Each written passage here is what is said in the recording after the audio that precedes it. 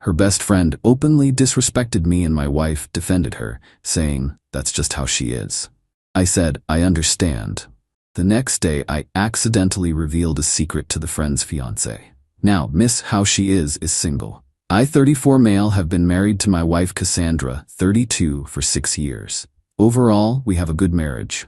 We communicate well, share household duties, have similar life goals. But there's been one persistent thorn in our relationship. Her best friend Mallory, 33. Mallory and Cassandra have been friends since college. And from day one of meeting me, Mallory made it clear she thought Cassandra could do better. Not in subtle ways either. She'd make comments at dinner parties about how Cassandra settled, how she gave up her wild side for domestic life, how she used to date more exciting guys. At first, I brushed it off. Some friends are protective, whatever, but it escalated over the years. She'd joke about my salary. I'm a project manager at a mid-sized company, decent money but not Wall Street. My hobbies, apparently board game nights, are pathetic. Even my appearance. At least he's tall, that's something. Every time I brought it up to Cassandra, same response. That's just how Mallory is. She doesn't mean anything by it. She's actually really sweet when you get to know her. Sweet? The woman who told me at our wedding reception that she gave it 2 years, tops? The one who tried to convince Cassandra to go on a girls' trip to Vegas for our anniversary weekend? Who constantly brings up Cassandra's ex, Bryce, the investment banker who apparently was God's gift to women. The breaking point came 3 weeks ago at Mallory's engagement party. Yeah, she managed to find someone willing to marry her. Garrett, 35M, a genuinely nice guy who owns a small tech consulting firm. I actually felt bad for him. During the party, Mallory had too much champagne and decided to give a speech. Most of it was about her and Garrett. But then she launched into this whole thing about settling for safety versus chasing passion. She looked directly at Cassandra and said, "Some of us choose security and predictability." Glanced at me, "And some of us wait for the real deal." She raised her glass to Garrett, who looked uncomfortable. Later, I overheard her telling a group of her friends, with Cassandra right there. I mean, at least Cass's husband is stable. That's important for some people. Not everyone needs excitement and ambition. Some people are fine with missionary position and Netflix documentaries. Cassandra laughed. Actually laughed. Like it was hilarious that her best friend was basically calling me boring in bed and in life. I pulled Cassandra aside later and told her that was completely out of line. Her response? "Oh honey, that's just how Mallory is. She's had a lot to drink." She didn't mean it personally. I said, "She literally made it personal. She was talking about our sex life." She was joking. "You're too sensitive. You know she's getting married now. She's just excited and saying silly things." I looked at my wife, the woman I loved, defending someone who had spent 6 years subtly, and not so subtly, undermining our relationship. And I said the only thing I could. "I understand." Cassandra smiled, kissed my cheek, and went back to the party. I stood there, watching Mallory hang all over Garrett, and noticed something interesting. When she thought no one was looking, she was texting someone with a huge smile on her face. Not unusual, except Garrett was literally right next to her. And when he tried to see what she was smiling about, she quickly put her phone away.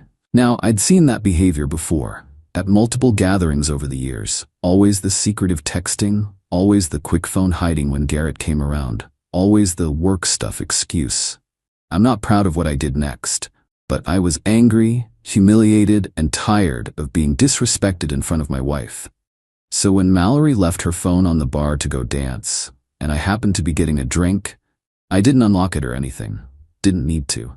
The messages were right there on the lock screen. From someone named Derek, "Can't wait for next Tuesday. Same hotel?" 3 messages. That's all I saw before I went back to my table. But it was enough. The next day, Garrett added me on LinkedIn. He'd mentioned wanting to connect about some potential project management work for his company. Perfect timing. I accepted and messaged him. "Hey man, great party yesterday. Would love to discuss those projects. By the way, small world, I think I know Derek from Mallory's office. Tall guy, works in accounting? He mentioned they're working on some big Tuesday deadline. Anyway, let me know when you're free to chat about the consulting work." Innocent enough, just making conversation. Networking. Garrett responded within an hour. Thanks. Yeah, let's definitely connect. Weird though, Mallory's company doesn't have a Derek in accounting. You sure about the name? Pretty sure, I replied. Maybe he's in a different department? I definitely saw his name pop up in relation to some Tuesday thing. My mistake probably. Anyway, how's Thursday for coffee? That was 5 days ago. From what I understand through the inevitable gossip network, Garrett started asking questions. Turns out Derek is Mallory's personal trainer. The Tuesday work meetings she'd been having for the past 8 months? Yeah. Mallory tried damage control, claimed Derek was just a friend, that Garrett was being paranoid. But Garrett's not an idiot. He checked their credit card statements. They'd recently opened a joint account for wedding expenses. Multiple charges at a hotel restaurant every other Tuesday. Always for 2 people. Always during her supposed work meetings. The engagement is off. Mallory is staying with her parents. And suddenly, mysteriously, my wife's best friend is too busy to hang out or return calls. Cassandra has been quiet. She hasn't directly confronted me, but I think she knows. The timing is too convenient. The Derek detail too specific. Am I the bad guy here? Maybe. But after 6 years of being called boring, mediocre, and basically told I'm not good enough for my wife, I'm having trouble feeling guilty. Mallory wanted to talk about settling? Well, now she doesn't have to worry about it. Update 1. Well, things have escalated in ways I didn't expect. Buckle up because the entitlement is off the charts. First, Cassandra finally confronted me 3 days after my original post. She came home from work, sat me down, and asked point blank, "Did you tell Garrett about Derek?" I looked her straight in the eye and said, "I mentioned I thought I knew a Derek from Mallory's work when Garrett and I were connecting about business. That's all." Technically true. She stared at me for a long moment, then said, "Mallory thinks you saw something on her phone at the party. Did she have something on her phone she shouldn't have?" That's not the point. Then what is the point, Cass? And here's where it got interesting. My wife, the woman who defended every insult, every dig, every undermining comment with, "That's just how she is," suddenly had tears in her eyes. The point is, you destroyed her life. Her wedding is off. She's living with her parents. Garrett won't even speak to her. I stayed calm. I mentioned a name in a networking message. If that destroyed her life, maybe there were bigger issues. You know what you did, and you know what she did, to me, to us, for 6 years. That stopped her cold. She opened her mouth, closed it, then just went to our bedroom and slammed the door. But the real drama started 2 days later. I came home from work to find Mallory in my living room, in my house, sitting on my couch. Cassandra had let her in. The entitlement was immediate. No hello, no can we talk, just straight to, "You need to fix this." Fix what? Don't play dumb. You sabotaged my relationship. You need to call Garrett and tell him you lied. I didn't lie. You implied things. You made him suspicious. I sat down across from her, really looking at her for the first time without my wife's filter. Mallory looked rough. Hair unwashed, no makeup, wearing what looked like week-old athleisure. The woman who used to mock my mediocre lifestyle was having a rough time. Mallory, I mentioned a name? That's all. What Garrett found was already there. Her face went red. I wasn't doing anything wrong. Derek and I were just friends. Friends who meet at hotels every other Tuesday? You don't understand. Garrett was always working, always busy with his company. Derek paid attention to me. So you cheated. It wasn't cheating. It was emotional support. Cassandra, who'd been silent in the corner, finally spoke up. "Mal, you told me you were sleeping with him." The look Mallory gave my wife could have curdled milk. "That was private. Girl talk. You weren't supposed to." "I wasn't supposed to what?" Cassandra's voice was sharp. "Care that you were cheating on your fiancé? The same fiancé you convinced me was perfect for you." And then Mallory said something that I think finally opened Cassandra's eyes. "Oh please, like you haven't thought about it. At least I had the guts to go after what I wanted instead of settling for safe and boring." The silence that followed was deafening. I watched my wife's face cycle through about 10 emotions before landing on something I'd never seen directed at Mallory. Disgust. "Get out," Cassandra said quietly. "Cass, I didn't mean, get out." Mallory looked between us, seemed to realize she'd crossed a line, and started gathering her things. But because she's Mallory, she couldn't leave without a parting shot. Fine. Enjoy your boring little life with your boring little husband. When you wake up at 40 and realize you wasted your youth on mediocrity, don't come crying to me. The door slammed. Cassandra and I sat in silence for a few minutes. Finally, she said, "I'm sorry." For what? For everything. For letting her talk to you like that. For defending her. For being blind to what she was. I wanted to be petty, to say, "I told you so." But looking at my wife, who just lost her best friend of over a decade, I couldn't. "She showed you what she wanted you to see," I said instead. Cassandra laughed bitterly. "She showed me exactly who she was.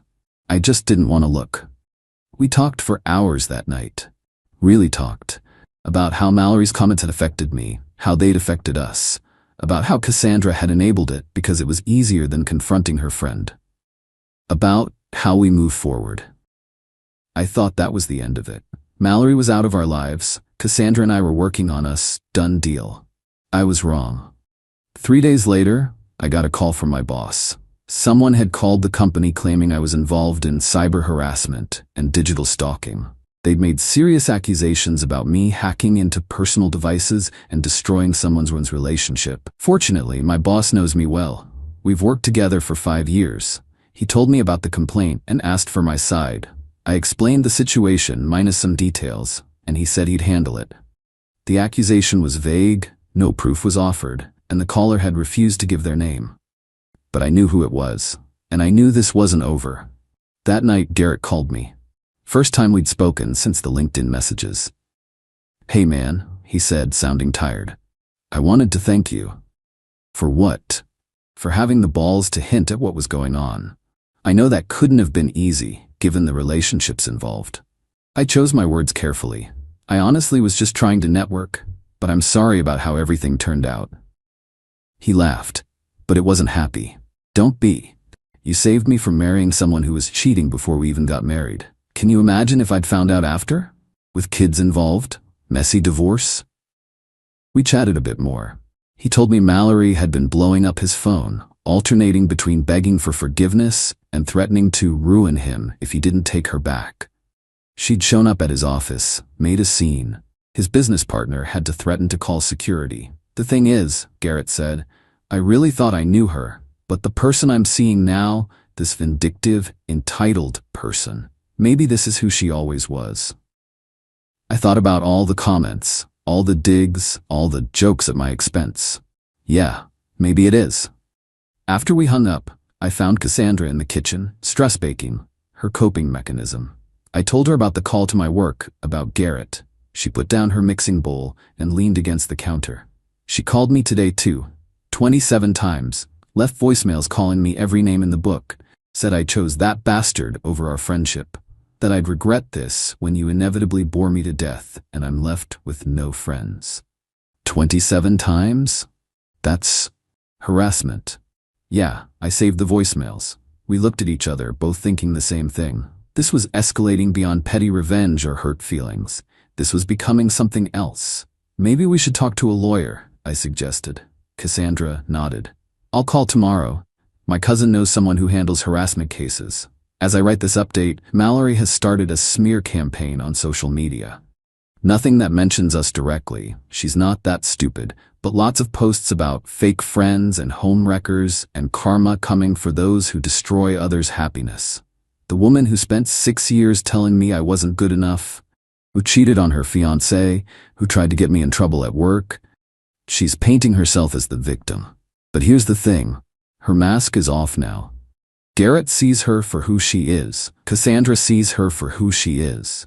And everyone in her social circle is starting to notice that her story doesn't quite add up. Actions meet consequences. And Mallory? She's finding out that that's just how she isn't an excuse anymore. Final update. This will be my last update because, frankly, I'm ready to put this whole chapter behind us. But given how invested some of you were, I figured I'd share how it all shook out. The escalation continued for about a week after my last update. Mallory went full nuclear. Beyond the social media posts and harassment calls, she created a fake LinkedIn profile to message my company's clients, claiming I was unstable and untrustworthy. Sent Cassandra's boss an anonymous email suggesting she check Cassandra's work computer for inappropriate activity. Posted in several local Facebook groups that we were dangerous neighbors who spy on people. Left a 1-star review for Garrett's business, claiming he was a paranoid control freak who accuses innocent women of cheating. That last one was her biggest mistake. Garrett had been willing to just walk away, but attacking his business? That crossed a line. He filed a defamation suit. His lawyer subpoenaed her phone records as part of building the case. And that's when everything unraveled for Mallory. See Derek, the personal trainer? He wasn't her only special friend. Turns out our girl had a whole roster. A bartender named Travis she met during girls' nights. A guy from her gym named Paul. Her ex from college who lived 2 towns over. The phone records showed it all. The coordinated meetups, the hotel bookings, the works. Girl wasn't just cheating, she was running a whole operation. But here's where it gets really interesting. Remember how she was always making digs about money? About my mediocre salary and lifestyle? Turns out Mallory was in massive debt. Like, scary massive. She'd been living this whole Instagram lifestyle. Designer bags, expensive dinners, weekend trips, all on credit cards. Nearly $60 in the hole. Garrett found out when they were planning the wedding and she kept dodging questions about her financial contributions. Her plan? Marry Garrett. Let him pay off her debt. Keep living the high life. The affairs were her backup plans. Guys she kept on the hook in case things with Garrett went south. When all this came out through the legal proceedings, it spread through our social circle like wildfire. Suddenly, everyone had a story about money Mallory had borrowed and never paid back. About times she'd stuck them with the bill, about how she always seemed to have expensive things but never picked up a check.